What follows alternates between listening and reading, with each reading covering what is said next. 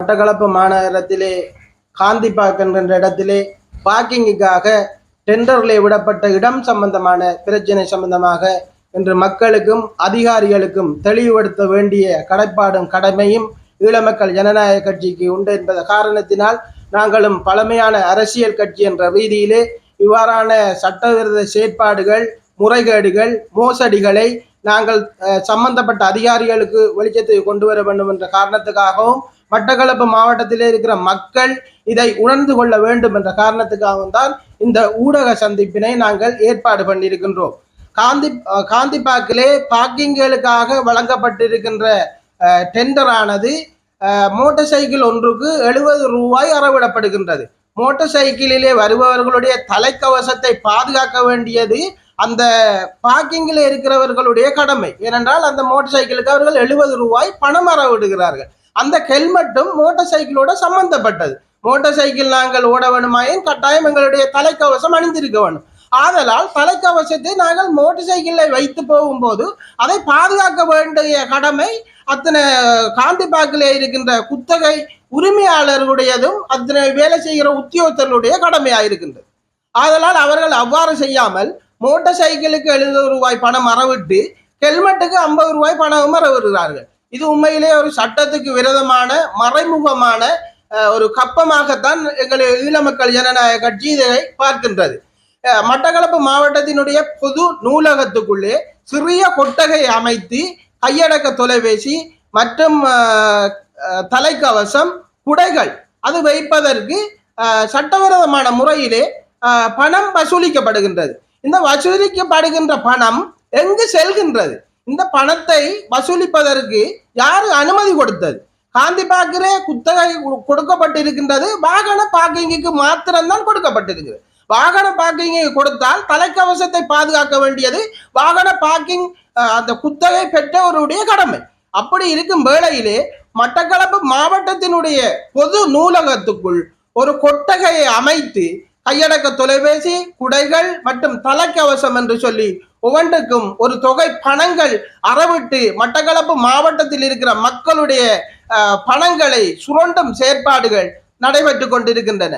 ஒரு காலத்திலே ஒரு சில இயக்கங்கள் மட்டக்களப்பு மாவட்டத்திலே மதுபானம் ஒரு போத்தலுக்கு 100 ரூபாய் 50 ரூபாய் என்று கப்பம் பெற்றது போன்று இன்று சட்டவிரோதமான கப்பம் பெறுகின்ற நடவடிக்கைகள் மேற்கொள்ளப்பட்டு வருகின்றது.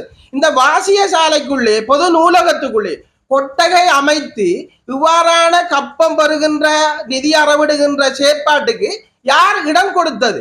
இவ்வாறான கொட்டகை அமைத்து அங்கு நாளொன்றுக்கு 25,000 ரூபாய் தொடக்கம் 20,000 ரூபாய்க்கு வரையிலான நிதி அங்கு வசூலிக்கப்படுகின்றது. வசூலிக்கப்படுகின்ற நிதி மட்டக்களப்பு மாவட்ட மாநகர சபையினுடைய சபைக்கு செல்கின்றதா அல்லது இந்த நிதியை யார் கையாளுகின்றார், இந்த நிதிகளை யார் பெற்றுக்கொள்கின்றார் என்று மட்டக்களப்பு மாவட்டத்தினுடைய மாநகர சபை முதல்வரும் ஆணையாளரும் மக்களுக்கு தெளிவுபடுத்த வேண்டும். இந்த வாசிய சாலைக்குள்ளே கொட்டகை அமைத்து இந்த நிதியை அறவிடுவதற்கு இவர்களுக்கு யார் அதிகாரம் கொடுத்தது? மட்டக்களப்பு மாநகர சபை இவர்களுக்கு அதிகாரம் கொடுத்தது.